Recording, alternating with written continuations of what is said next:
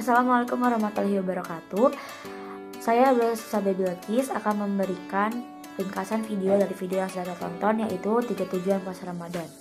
Pada awalnya, mengapa turun di bulan Sya'ban? Karena agar Nabi Muhammad SAW memiliki kelapangan waktu untuk semua yang terkait dengan keistimewaan dan juga ketakwaan dan juga teknis dari Ramadan itu sendiri, dan akan mendapatkan atau menghasilkan Ramadan yang sempurna yang sesuai dengan keinginan Allah Subhanahu wa taala. Diharapkan orang muslim memiliki kelapangan dan kesiapan untuk menerima perintah Ramadan. Dalam bahasa Arab disebut dengan marhaban. Marhaban ini artinya dari rohibaya dan juga rohibu, yang artinya lapang atau kelapangan. Nah, lalu ada tarhib. Tarhib ini adalah usaha untuk melapangkan hati seluas-luasnya sehingga siap menerima menghadapi di kemudian. Dan ini disambungkan dengan Ramadan, yang artinya kita tuh siap menerima dan melampangkan semua segala macam yang terjadi di Ramadan tersebut. Jadi kita siap menerima atau melaksanakan semua perintah Ramadan. Nah, seperti tujuan atau seperti judul yang sudah saya tonton, itulah 3 tujuan puasa Ramadan. Jadi 3 tujuan atau 3 goal puasa Ramadan ini adalah, yang pertama adalah peningkatkan ketakwaan personal, yang ada dalam dalilnya ada dalam surah Al-Baqarah ayat 183. Ini tuh diharapkan agar setiap individu membentuk karakteristik ketakwaan yang tinggi. Allah menghidupkan kita atau menyuruh kita secara personal. Allah siapkan puasa untuk membentuk ketakwaan yang sangat tinggi atau ketakwaan personal untuk kita. Yang kedua adalah membentuk ketakwaan sosial. Itu adalah dalam surah Al-Baqarah ayat 187.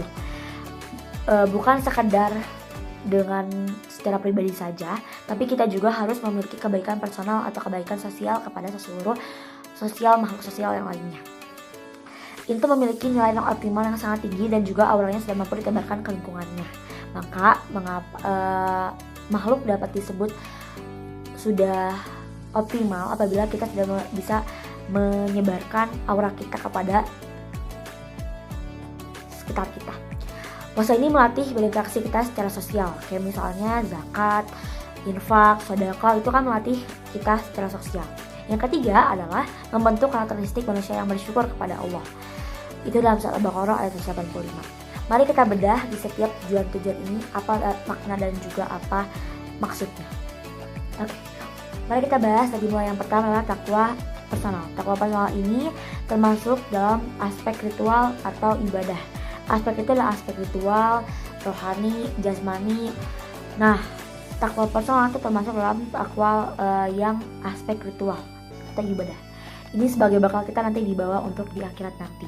Maka kenapa Allah selalu menyuruh kita untuk sholat, baca Quran, haji, umroh, berzikir, itu semua adalah bakal kita untuk nanti di ibadah, di akhirat nanti. Nah, hasanah itu juga kita bisa menyebut sholat sebagai hasanah. Jadi dijelaskan dalam surat Hud ayat 114. Nah, hasanah ini adalah bekal kita nanti. Bekal ini memiliki 10 poin. Ini dijelaskan dalam Al-Quran surat ke-6 ayat 160. Maksudnya tuh apa gitu? Maksudnya tuh 10 poin itu apa? 10 poin ini tuh bukan berarti kita bakal itu 10 poin, enggak. Tapi dari mulai kita niat pun aja itu udah dihitung 10 poin. Wah, sangat baik banget ya Allah kepada kita. Nah, nanti dikumpulkan nanti hasil menjadi pahala. Nah, konsep akhirat ini adalah sukses dunia, akhirat juga harus sukses. Maka hasanah dibagi menjadi 2, yaitu ada konsep dunia sama konsep akhirat. Jadi antara dunia dan juga akhirat itu harus balance. Kita nggak boleh kayak aja dunia, tapi kita nggak menyinggung akhirat, itu kita nggak boleh. Kita juga nggak boleh kita kayak fokus aja akhirat, tapi kita tidak menyenangkan kita di dunia. Karena bagaimanapun juga untuk bisa mencari akhirat tempatnya kita di dunia, mencari bekal di akhirat tempatnya di dunia. Maka mengapa dunia dan akhirat itu harus balance? Agar apa? Agar kita bisa memiliki keseimbangan. Itu makanya baiknya Allah itu menyuruh kita untuk bisa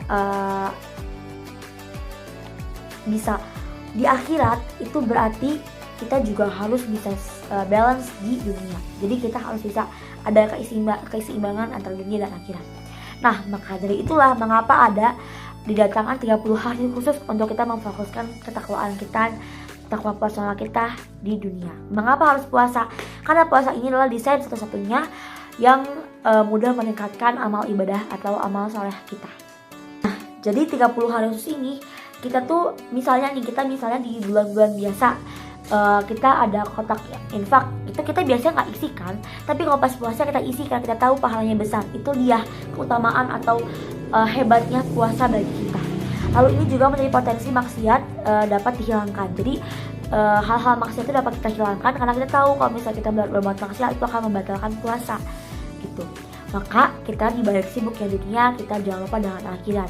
Tapi kita tidak boleh kita tidak boleh lupa dengan dunia juga. Kita harus ingat dengan dunia juga. Jadi antara dunia dan akhirat harus seimbang gitu. Nah, ramalan ini sebagai momentum kita untuk memiliki mindset kalau kita tuh harus meninggal dengan husnul khotimah atau meninggal dengan baik. Maka kita juga harus memiliki kebekalan itu sendiri. Dan bekal itu hanya takwa. Yang kedua adalah takwa sosial. Nah, takwa sosial ini adalah takwa kita terhadap makhluk sosial atau makhluk lainnya. Ada dalam hadis riwayat Tirmizi yang artinya atau yang berisikan sebagai berikut. Siapa yang memfasilitasi bukaan untuk orang puasa walau 1 biji kurma atau sehidup air, maka dia mendapatkan pahala yang sama dengan yang berpuasa tanpa dikurangi sedikit pun. Ini harus dipandang secara hadis ya. Jadi bukan berarti kita udah ya kita nggak usah puasa gitu, enggak, kita harus puasa tetap. Kalau kita nggak puasa mah dosa, tapi maksudnya kita puasa terus kita memfasilitasi, kita menyiapkan orang yang buka, kita menyiapkan orang yang sahur, kita menyiapkan ini itu segala macam, itu mendapatkan pahala yang sama seperti orang yang kita siapkan, seperti itu. Nah, tapi masih banyak salah konsep. Maksudnya tuh gini, kalau misalnya kita menyiapkan itu semua, kita harus siapkan dari dalam dulu. Jadi maksudnya kayak ada, kita tuh kan misalnya ibadah sosial tuh kayak misalnya itu ibadah sosial itu ibadah yang sangat tinggi, kayak sedekah, infak, memuliakan anak yatim, zakat, itu kan ibadah yang tinggi. Tapi kita juga harus mulai dari dalam dulu. Maksudnya tuh dari kayak infak wajib atau nafkah atau infakin keluarga. Jadi harus dimulai dari dalam tuh, maksudnya dari orang tua kita harus baik dari orang tua.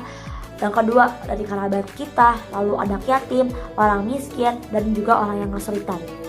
Nah, maka kita harus dari luar baru ke dalam. Jadi dari orang tua dulu, dari kita dulu, baru kita ke orang lain gitu. Dan yang ketiga adalah bersyukur. Nah, bersyukur ini kita akan mendapatkan ketenangan, kita akan mendapatkan nikmat ibadah, peningkatan kualitas ibadah kita, dan juga ini adalah sebagai tanda awal hidayah kita. Nah, membentuk dan juga membentuk pribadi yang bersyukur. Dari semua itu akan membentuk pribadi yang bersyukur. Bersyukur ini artinya tuh mampu mengkonsentrasikan semua nikmat yang Allah berikan pada setiap tempat yang Allah kehendaki. Gunanya, jadi kita tuh bersyukur ini kita harus menggunakan apa yang Allah berikan dengan hal yang baik. Tangan untuk menulis yang baik, mulut membaca yang baik, mata melihat yang baik, dan hal-hal lainnya yang baik-baik. Lalu terakhir adalah lulus puasa. Lulus puasa ini kita diharapkan menjadi pribadi yang lebih baik dan dekat dengan Allah, bersikap mulia terhadap sesama, dan juga mampu menata diri menjadi lebih baik. Maka itulah tujuan Ramadan yang Allah perintahkan kepada kita lewat Rasulullah SAW untuk berlatih selama kita menunaikannya. Nah, segitu aja ringkasan video yang dapat saya paparkan. Mohon maaf apabila ada kurang. Wassalamualaikum warahmatullahi wabarakatuh. Dadah, semangat puasa semuanya.